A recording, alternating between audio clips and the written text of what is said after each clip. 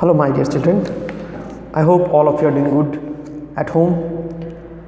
So in my last class I have narrated the poetry reading I have done. So today I will explain you what the poem is about, The Charge of the Light Brigade, written by Lord Alfred Tennyson. Okay, so the poem is based on the events of the Battle of Balaclava that occurred near the Black Sea in 1854. In this battle of the Crimean War, England, France and the Ottoman Empire fought against Russia. Many soldiers were killed due to the tragic misunderstanding about the locations of Russian arms. Mistakenly informed that these were in a valley of the troops descended and became easy targets for the Russians. The charge of the Light Brigade was a charge of British Light Cavalry led by Lord Cadogan against Russian forces. The charge of the Light Brigade, Lord Raglan was in overall command of the forces. He had intended to send the Light Brigade to prevent Russians from removing captured guns from overrun Turkish position. But due to miscommunications in the chain of command, the Light Brigade was sent on an assault against a different artillery battery, one well prepared with excellent defensive fire potential. The assault ended with very high British casualties. 118 men were killed. The poem, published just 6 weeks after the event, glorifies the valor of the cavalry in bravely carrying out the order despite being aware of the outcome. The Light Brigade refers to the British Light Cavalry forces. Light, fast, unarmored horses were used by the soldiers. They were trained to move at great speed. They were also ideal for cutting down infantry and artillery units as they retreated. So, the Light Brigade is the leader and commands hundreds of its soldiers to keep riding towards the lowlands until they can seize the Russian firearms. The troops are half a league away from finding their enemy's firearms. Unaware that one of the commandant has made a mistake, the soldier calmly ride forward, but as they reach the lowlands, the Light Brigade soldiers are attacked. As cannons sound, the English holds their sword high and fights on.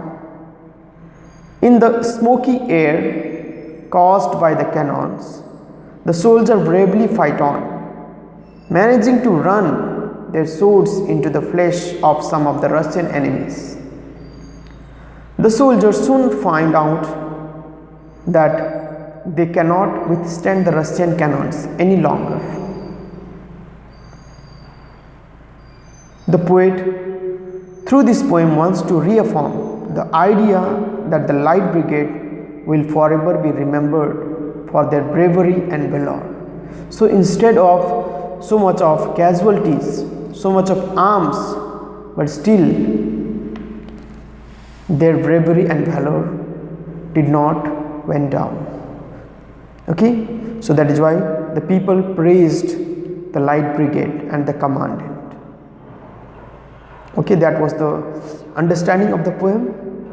Now there are many literary devices, or also known as figures of speech, used in the poem. I have I have explained you all in my poetry recitations, okay, poetry appreciations. I have explained you. So there are, furthermore, you can mark on your book, like there is imagery in the beginning of the line, half a league, half a league. So that all shows the imagery in the poem. Okay, it shows the picture of a people being flung back from the blow of the sword is created. So that is imagery. Another, you can mark personifications. The line, into the jaws of death, into the mouth of hell, that is a personifications, because here the valley is personified as having jaw. The valley is personified as having a mouth. Okay. Next one, assonance or a consonance is also used there, like the word league, valley, forward, charge, not though the soldier knew. It shows the importance of a line in revealing the work of the army. Next, alliteration. Alliteration is used there, like the word world wandered, shattered and sundered. What it is? It gives a pleasant tone, okay, of the word. Next one, caesura is there. The word like charge for the guns, he said. This is an example of caesura, and it makes the reader pause, which builds suspense in the reader as whether or not men can get out. Okay. Next, metaphor. Metaphor is also used there. The lines come through the jaws of death, back from the mouth of hell. This is a metaphor, because the valley is compared to the death and the mouth is compared to the hell. So that is why it is called metaphor. Next one, repetition.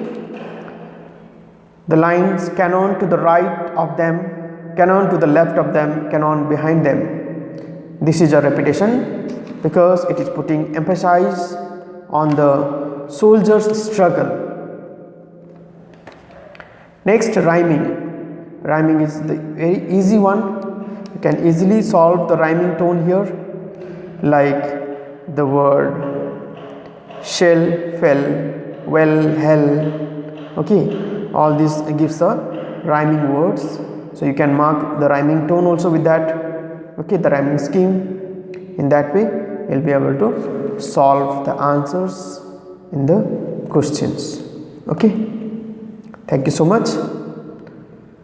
Stay safe. Goodbye.